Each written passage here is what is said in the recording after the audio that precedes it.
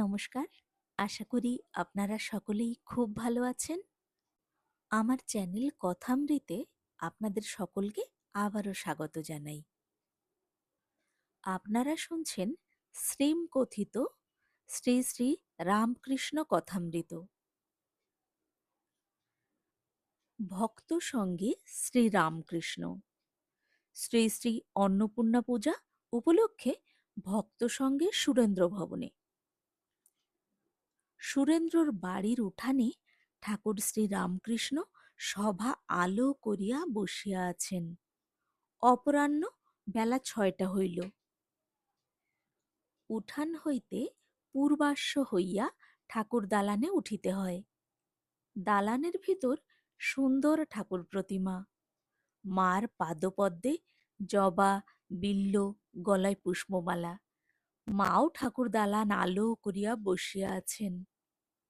আজ শ্রী শ্রী অন্নপূর্ণা পূজা, চৈত্র শুক্লাষ্টমী, ১৫ই এপ্রিল ১৮৮৩, রবিবার, ৩রা বৈশাখ ১২৯০। সুরেন্দ্র মায়ের পূজা আনিয়াছেন, তাই ঠাকুরের নিমন্ত্রণ। ঠাকুর ভক্ত সঙ্গে আসিয়াছেন। আসিয়া ঠাকুর দালানে উঠিয়া শ্রী শ্রী ঠাকুর প্রতিমা দর্শন করিলেন। প্রণাম ও দর্শনান্তর দাঁড়াইয়া মার দিকে তাকাইয়া শ্রীকরে মূল মন্ত্র জপ করিতেছেন। ভক্তেরা ঠাকুর প্রতিমা দর্শন ও প্রণামান্তর প্রভুর কাছে দাঁড়াইয়া আছেন। উঠানে ঠাকুর ভক্ত সঙ্গে আসিয়াছেন। উঠানে শতরঞ্চি পাতা হইয়াছে, তাহার উপরে চাদর, তাহার উপর কয়েকটি তাকিয়া। একধারে খোল করতাল লইয়া কয়েকটি বৈষ্ণব বসিয়া আছেন। সংকীর্তন হইবে। ঠাকুরকে ঘেরিয়া ভক্তেরা সব বসিলেন। ঠাকুর শ্রী রামকৃষ্ণকে একটি তাকিয়া লইয়া বসিতে বলা হইল। তিনি তাকিয়ার কাছে বসিলেন না, তাকিয়া সরাইয়া বসিলেন। শ্রী রামকৃষ্ণ ভক্তদের প্রতি বলিলেন, তাকিয়া ঠেসান দিয়ে বসা, কি জানো, অভিমান ত্যাগ করা বড় কঠিন। এই বিচার করছ অভিমান কিচ্ছু নয়, আবার কোথা থেকে এসে পড়ে। ছাগলকে কেটে ফেলা গেছে, তবু অঙ্গ প্রত্যঙ্গ নড়ছে। স্বপ্নে ভয় দেখেছ, ঘুম ভেঙে গেল। বেশ জেগে উঠলে, তবু বুক দুরদুর করে। অভিমান ঠিক সেই রকম, তাড়িয়ে দিলেও আবার কোথা থেকে এসে পড়ে। অমনি মুখ ভার করে বলে, আমায় খাতির করলে না। কেদার বলিলেন, তৃণাদপি শুনিচেন, তররিব সহিষ্ণু না। শ্রীরামকৃষ্ণ বলিলেন, আমি ভক্তের রেণুর রেণু। বৈদ্যনাথ কৃতবিদ্যা, কলিকাতার বড় আদালতের উকিল, ঠাকুরকে হাত জোড় করিয়া প্রণাম করিলেন ও এক পার্শ্বে আসন গ্রহণ করিলেন। সুরেন্দ্র শ্রী শ্রী রামকৃষ্ণের প্রতি বলিলেন, ইনি আমার আত্মীয়। ঠাকুর শ্রী রামকৃষ্ণ বলিলেন, হ্যাঁ, এর স্বভাবটি বেশ দেখছি। সুরেন্দ্র বলিলেন, ইনি আপনাকে কি জিজ্ঞাসা করবেন, তাই এসেছেন। শ্রীরামকৃষ্ণ বৈদ্যনাথের প্রতি বলিলেন, যা কিছু দেখছ সবই তার শক্তি। তার শক্তি ব্যতিরেকে কারুর কিচ্ছুটি করবার জো নাই। তবে একটি কথা আছে, তার শক্তি সব স্থানে সমান নয়। বিদ্যাসাগর বলেছিল, ঈশ্বর কারুকে বেশি শক্তি দিয়েছেন। আমি বললুম, শক্তি কম বেশি যদি না দিয়ে থাকেন, তোমায় আমরা দেখতে এসেছি কেন? তোমার কি দুটো শিং বেরিয়েছে? তবে দাঁড়ালো যে ঈশ্বর বিভু রূপে সর্বভূতে আছেন, কেবল শক্তি বিশেষ। বৈদ্যনাথ বলিলেন, মহাশয়, একটি সন্দেহ আমার আছে।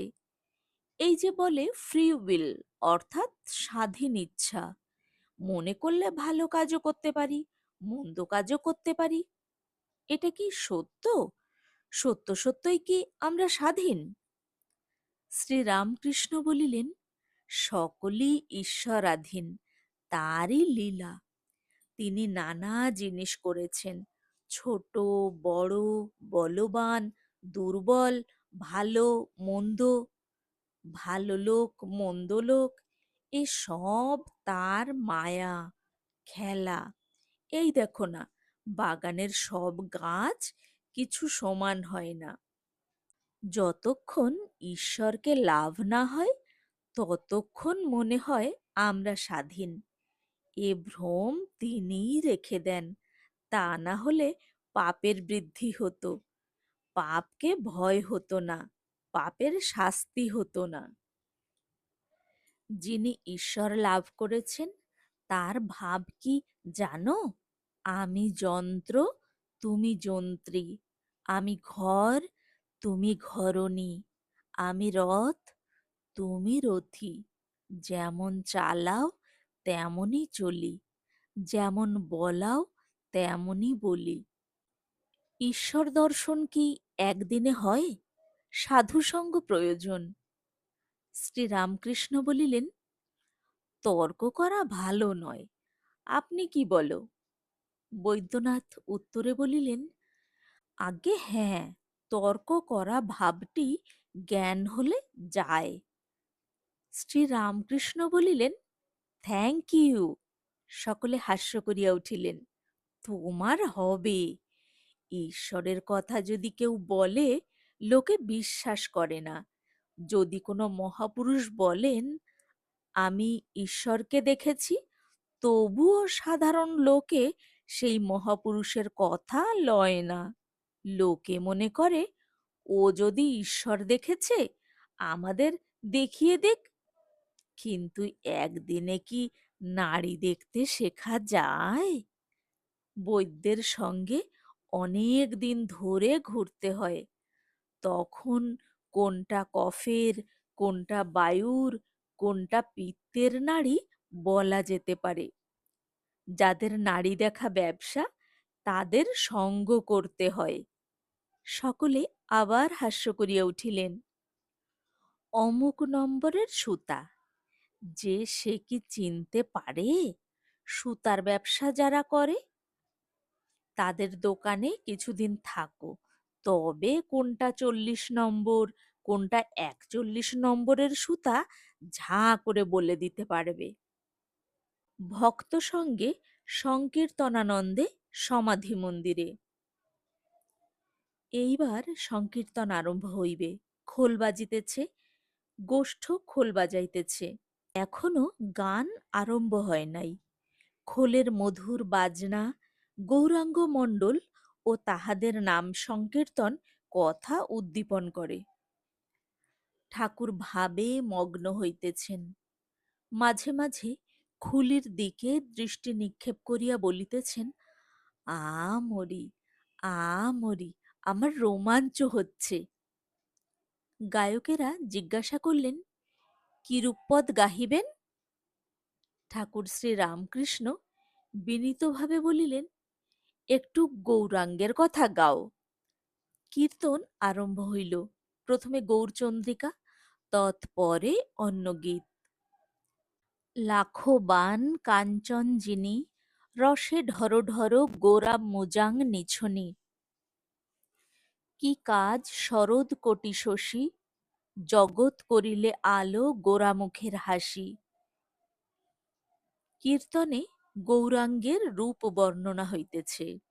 কীর্তনিয়া আখর দিতেছে, সখী দেখিলাম পূর্ণ শশী, হ্রাস নাই মৃগাঙ্ক নাই, হৃদয় আলো করে। কীর্তনিয়া আবার বলছে, কোটি শশীর অমৃতে মুখ মাজা। এই কথা শুনিতে শুনিতে ঠাকুর সমাধিস্থ হইলেন। গান চলিতে লাগিল। কিয়ৎক্ষণ পরে ঠাকুর শ্রী রামকৃষ্ণের সমাধি ভঙ্গ হইল। তিনি ভাবে বিভোর হইয়া হঠাৎ দণ্ডায়মান হইলেন ও প্রেমোন্মত্ত গোপিকার ন্যায় শ্রীকৃষ্ণের রূপের বর্ণনা করিতে করিতে কীর্তনিয়ার সঙ্গে সঙ্গে আখর দিতেছেন। সখী, রূপের দোষ না মনের দোষ? আনো হেরিতে শ্যামময় হেরি ত্রিভুবন। ঠাকুর নৃত্য করিতে করিতে আখর দিতেছেন। ভক্তেরা অবাক হইয়া দেখিতেছেন। কীর্তনিয়া আবার বলছেন গোপিকার উক্তি, বাঁশি বাজিস না, তোর কি নিদ্রা নাইকো? আখর দিয়া বলছেন, আর নিদ্রা হইবেই বা কেমন করে, শয্যা তো কর পল্লব, আহার তো শ্রীমুখের অমৃত, তাতে অঙ্গুলির সেবা। ঠাকুর শ্রী রামকৃষ্ণ আসন পুনর্বার গ্রহণ করিয়াছেন। কীর্তন চলিতে লাগিল। শ্রীমতী বলছেন, চক্ষু গেল, শ্রবণ গেল, ঘ্রাণ গেল, ইন্দ্রিয় সকলে চলে গেল, আমি একেলা কেন বা রলাম গো?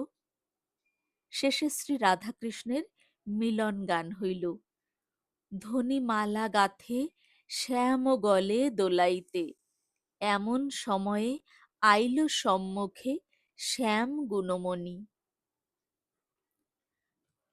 নিধুবনে শ্যাম বিনোদিনী ভোর, দুহার রূপের নাহিক উপমা, প্রেমের নাহির ওর, হিরণ কিরণ আধো বরণ আধো নীল, মণিজ্যোতি আধো গলে বনমালা, বিরাজিত আধো গলে গজমতি, আধো শ্রবণে মকর কুণ্ডল, আধো রতন ছবি, আধো কপালে চাঁদের উদয়, আধো কপালে রবি, আধো শিরে শোভে ময়ূর শিখণ্ড, আধো শিরে দোলে বেণী, করকমল করে ঝলমল, ফণি উগারবে মণি।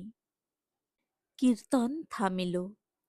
ঠাকুর ভাগবত ভক্ত ভগবান এই মন্ত্র উচ্চারণ করিয়া বার বার ভূমিষ্ঠ হইয়া প্রণাম করিতেছেন। চতুর্দিকের ভক্তদের উদ্দেশ্য করিয়া প্রণাম করিতেছেন ও সংকীর্তন ভূমির ধূলি গ্রহণ করিয়া মস্তকে দিতেছেন। ঠাকুর শ্রী রামকৃষ্ণ ও সাকার নিরাকার। রাত্রি প্রায় ৯:৩০। শ্রী শ্রী অন্নপূর্ণা ঠাকুর দালান আলো করিয়া আছেন। সম্মুখে ঠাকুর শ্রী রামকৃষ্ণ ভক্ত সঙ্গে দাঁড়াইয়া। সুরেন্দ্র, রাখাল, কেদার, মাস্টার, রাম, মনমোহন ও অন্যান্য অনেক ভক্তেরা রহিয়াছেন। তাহারা সকলে ঠাকুরের সঙ্গে প্রসাদ পাইয়াছেন। সুরেন্দ্র সকলকে পরিতোষ করিয়া খাওয়াইয়াছেন। এইবার ঠাকুর শ্রী রামকৃষ্ণ দক্ষিণেশ্বর বাগানে প্রত্যাবর্তন করিবেন। ভক্তেরাও স্ব স্ব ধামে চলিয়া যাইবেন। সকলেই ঠাকুর দালানে আসিয়া সমবেত হইয়াছেন। সুরেন্দ্র বলিলেন, আজ কিন্তু মায়ের নাম একটিও হল না। শ্রী রামকৃষ্ণ ঠাকুরের প্রতিমা দেখাইয়া বলিলেন, আহা, কেমন দালানের শোভা হয়েছে! মা যেন আলো করে বসে আছেন। এরূপ দর্শন করলে কত আনন্দ হয়! ভোগের ইচ্ছা, শোক এ সব পালিয়ে যায়। তবে নিরাকার কি দর্শন হয় না? তা নয়, বিষয় বুদ্ধি একটুও থাকলে হবে না। ঋষিরা সর্বত্যাগ করে অখণ্ড সচ্চিদানন্দের চিন্তা করেছিলেন। ইদানিং ব্রহ্মজ্ঞানীরা অচল ঘন বলে গান গায়। আমার আলুনি লাগে, যারা গান গায় যেন মিষ্ট রস পায় না। চিটে গুড়ের পানা নিয়ে ভুলে থাকলে মিছরির পানার সন্ধান করতে ইচ্ছে হয় না। তোমরা দেখো কেমন বাহিরে দর্শন করছ আর আনন্দ পাচ্ছ। যারা নিরাকার নিরাকার করে কিচ্ছু পায় না, তাদের না আছে বাহিরে, না আছে ভেতরে। ঠাকুর মার নাম করিয়া গান গাহিতেছেন। মা গো আনন্দময়ী, হয়ে আমায় নিরানন্দ করো না।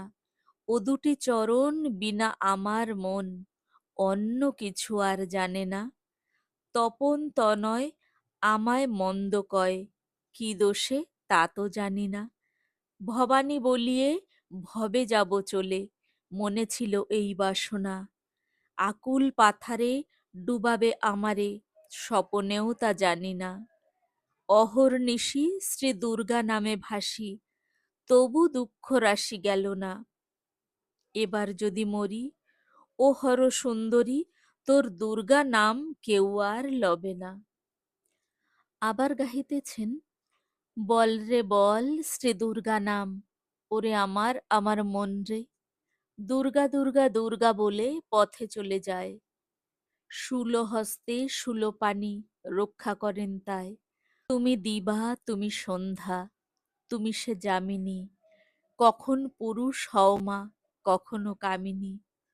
তুমি বলো ছাড় ছাড়, আমি না ছাড়িব, বাজন নূপুর হয়ে মা চরণে বাজিব। জয় দুর্গা শ্রী দুর্গা বলে, শঙ্করী হইয়ে মাগো গগনে উড়িবে, মিন হয়ে রব জলে নখে তুলে লবে। নখাঘাতে ব্রহ্মময়ী যখন যাবে মোর পরাণী, কৃপা করে দিও রাঙা চরণ দুখানি। ঠাকুর শ্রী রামকৃষ্ণ আবার প্রতিমার সম্মুখে প্রণাম করিলেন। এইবার সিঁড়িতে নামিবার সময় ডাকিয়া বলিতেছেন, ও রাজুয়া, ও রাখাল, জুতো সব আছে না হারিয়ে গেছে? ঠাকুর গাড়িতে উঠিলেন। সুরেন্দ্র প্রণাম করিলেন। অন্যান্য ভক্তেরাও প্রণাম করিলেন। রাস্তায় চাঁদের আলো এখনো আছে। ঠাকুরের গাড়ি দক্ষিণেশ্বর অভিমুখে যাত্রা করিল। শ্রীরামকৃষ্ণ সিথির ব্রাহ্ম সমাজে ব্রাহ্মভক্ত সঙ্গে। ঠাকুর শ্রী রামকৃষ্ণ শ্রীযুক্ত বেনি পালের সিথির বাগানে শুভাগমন করিয়াছেন। আজ সিথির ব্রাহ্ম সমাজের ষান্মাসিক মহোৎসব। চৈত্র পূর্ণিমা, 10ই বৈশাখ রবিবার, 22শে এপ্রিল 1883 খ্রিস্টাব্দ, বৈকালবেলা। অনেক ব্রাহ্মভক্ত উপস্থিত। ভক্তেরা ঠাকুরকে ঘিরিয়া দক্ষিণের দালানে বসিলেন। সন্ধ্যার পর আদি সমাজের আচার্য শ্রীযুক্ত বেচারাম উপাসনা করিবেন। ব্রাহ্মভক্তেরা ঠাকুরকে মাঝে মাঝে প্রশ্ন করিতেছেন। একজন ব্রাহ্মভক্ত বলিলেন, মহাশয়, উপায় কি? শ্রীরামকৃষ্ণ উত্তরে বলিলেন, উপায় অনুরাগ, অর্থাৎ তাকে ভালোবাসা আর প্রার্থনা। ব্রাহ্মভক্ত জিজ্ঞাসা করিলেন, অনুরাগ না প্রার্থনা? শ্রীরামকৃষ্ণ উত্তরে বলিলেন, অনুরাগ আগে, পরে প্রার্থনা। ডাক দেখি মন ডাকার মতন কেমন শ্যামা থাকতে পারে? শ্রীরামকৃষ্ণ সুর করিয়া এই গানটি গাহিলেন। আর সর্বদাই তার নাম গুণগান কীর্তন প্রার্থনা করতে হয়। পুরাতন ঘটি রোজ মাজতে হবে, একবার মাজলে কি হবে? আর বিবেক বৈরাগ্য, সংসার অনিত্য, এই বোধ। ব্রাহ্মভক্ত জিজ্ঞাসা করিল, সংসার ত্যাগ কি ভালো? উত্তরে শ্রীরামকৃষ্ণ বলিলেন, সকলের পক্ষে সংসার ত্যাগ নয়। যাদের ভোগান্ত হয় নাই তাদের পক্ষে সংসার ত্যাগ নয়। 2 আনা মদে কি মাতাল হয়? ব্রাহ্মভক্ত বলিলেন, তারা তবে সংসার করবে? শ্রীরামকৃষ্ণ উত্তরে বলিলেন, হ্যাঁ, তারা নিষ্কাম কর্ম করবার চেষ্টা করবে। হাতে তেল মেখে কাঁঠাল ভাঙবে। বড় মানুষের বাড়ির দাসী সব কর্ম করে, কিন্তু দেশে মন পড়ে থাকে। এরই নাম নিষ্কাম কর্ম, এরই নাম মনে ত্যাগ। তোমরা মনে ত্যাগ করবে।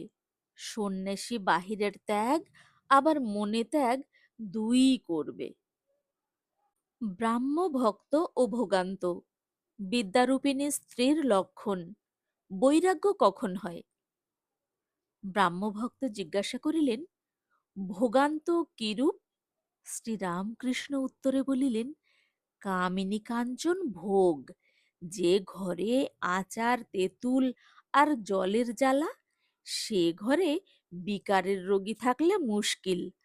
টাকা কড়ি, মান সম্ভ্রম, দেহ সুখ, এইসব ভোগ একবার না হয়ে গেলে, ভোগান্ত না হলে সকলের ঈশ্বরের জন্য ব্যাকুলতা আসে না। ব্রাহ্মভক্ত জিজ্ঞাসা করিলেন, স্ত্রী জাতি খারাপ না আমরা খারাপ? শ্রীরামকৃষ্ণ উত্তরে বলিলেন, বিদ্যারূপিণী স্ত্রীও আছে, আবার অবিদ্যারূপিণী স্ত্রীও আছে। বিদ্যারূপিণী স্ত্রী ভগবানের দিকে লয়ে যায়, আর অবিদ্যারূপিণী ঈশ্বরকে ভুলিয়ে দেয়, সংসারে ডুবিয়ে দেয়। তার মহামায়াতে এই জগৎ সংসার। এই মায়ার ভিতরে বিদ্যা মায়া, অবিদ্যা মায়া দুই আছে। বিদ্যা মায়া আশ্রয় করলে সাধুসঙ্গ, জ্ঞান, ভক্তি, প্রেম, বৈরাগ্য এই সব হয়। অবিদ্যা মায়া পঞ্চভূত আর ইন্দ্রিয়ের বিষয়। রূপ, রস, গন্ধ, স্পর্শ, শব্দ, যত ইন্দ্রিয়ের ভোগের জিনিস, এরা ঈশ্বরকে ভুলিয়ে দেয়। ব্রাহ্মভক্ত জিজ্ঞাসা করিলেন, অবিদ্যাতে যদি অজ্ঞান করে, তবে তিনি অবিদ্যা করেছেন কেন? শ্রীরামকৃষ্ণ উত্তরে বলিলেন, তার লীলা। অন্ধকার না থাকলে আলোর মহিমা বোঝা যায় না, দুঃখ না থাকলে সুখ বোঝা যায় না, মন্দ জ্ঞান থাকলে তবে ভালো জ্ঞান হয়। আবার আছে, খোসাটি আছে বলে তবে আমটি বাড়ে ও পাকে। আমটি তয়ের হয়ে গেলে তবে খোসা ফেলে দিতে হয়। মায়ারূপ ছালটি থাকলে তবেই ক্রমে ব্রহ্মজ্ঞান হয়। বিদ্যা মায়া, অবিদ্যা মায়া আমের খোসার ন্যায়, দুই দরকার। ব্রাহ্মভক্ত জিজ্ঞাসা করিলেন, আচ্ছা, সাকার পূজা, মাটিতে গড়া ঠাকুর পূজা, এসব কি ভালো? শ্রীরামকৃষ্ণ উত্তরে বলিলেন, তোমরা সাকার মানো না, তা বেশ। তোমাদের পক্ষে মূর্তি নয়, ভাব। তোমরা টানটুকু নেবে, যেমন কৃষ্ণের উপর রাধার টান, ভালোবাসা। সাকারবাদীরা যেমন মা কালী, মা দুর্গার পুজো করে, মা মা বলে কত ডাকে, কত ভালোবাসে। সেই ভাবটি তোমরা লবে, মূর্তি নাই বা মানলে। ব্রাহ্মভক্ত জিজ্ঞাসা করিলেন, বৈরাগ্য কি করে হয়, আর সকলের হয় না কেন? ঠাকুর শ্রী রামকৃষ্ণ বলিতেছেন, ভোগের শান্তি না হলে বৈরাগ্য হয় না। ছোট ছেলেকে খাবার আর পুতুল দিয়ে বেশ ভুলানো যায়, কিন্তু যখন খাওয়া হয়ে গেল আর পুতুল নিয়ে খেলা হয়ে গেল, তখন মা যাব বলে। মার কাছে নিয়ে না গেলে পুতুল ছুঁড়ে ফেলে দেয় আর চিৎকার করে কাঁদে। ঠাকুর শ্রী শ্রী রামকৃষ্ণ, শ্রী মা এবং সকল স্বামীজিদের পাদপদ্মে প্রণাম জানিয়ে আজ এই পর্যন্ত রাখছি। এরপর আবার শুনবেন আগামী পর্বে। এতক্ষণ আপনারা শুনছিলেন ঠাকুর শ্রী শ্রী রামকৃষ্ণ কথামৃত। শ্রী শ্রী রামকৃষ্ণ কথামৃত বঙ্গীয় পাঠক সমাজে সুপরিচিত একটি গ্রন্থ। মূলত ৫টি খণ্ডের এই অধ্যত্ত রহস্য উন্মোচক গ্রন্থখানি শ্রী মহেন্দ্রনাথ গুপ্ত ওরফে শ্রীম বা মাস্টারমশাই প্রথম প্রকাশ করেছিলেন স্বামী বিবেকানন্দের জীবদ্দশায়। স্বামী বিবেকানন্দ কর্তৃক উচ্চ প্রশংসিত এই গ্রন্থের আরও বড় প্রাপ্তি শ্রী শ্রী মায়ের আশীর্বাদ। এই গ্রন্থ প্রসঙ্গে তিনি একটি চিঠি লিখেছিলেন জয়রামবাটি থেকে ২১শে আষাঢ় ১৩০৪ বঙ্গাব্দে। তিনি লিখেছিলেন, তাহার নিকট যাহা শুনিয়াছিলে সেই কথাই সত্য, ইহাতে তোমার কোনো ভয় নাই। একসময় তিনিই তোমার কাছে ওই সকল কথা রাখিয়াছিলেন, এক্ষণে আবশ্যক মতো তিনিই প্রকাশ করাইতেছেন। ওই সকল কথা ব্যক্ত না করিলে লোকের চৈতন্য হইবে নাই জানিবে। তোমার নিকট যে সমস্ত তাহার কথা আছে তাহা সবই সত্য। আমি একদিন তোমার মুখে শুনিয়া আমার বোধ হইল যে তিনিই ওই সমস্ত কথা বলিতেছেন। আজকের পর্বটি সম্পূর্ণ শোনার জন্য অনেক অনেক ধন্যবাদ। কে কোথা থেকে শুনছেন এবং আজকের পর্ব আপনাদের কেমন লাগলো কমেন্ট বক্সে অবশ্যই জানাবেন। আপনাদের সকলের শারীরিক সুস্থতা এবং মানসিক শান্তির কামনা করি। সবাই খুব খুব ভালো থাকুন। আর পরের পর্বের জন্য অপেক্ষা করার অনুরোধ রইল।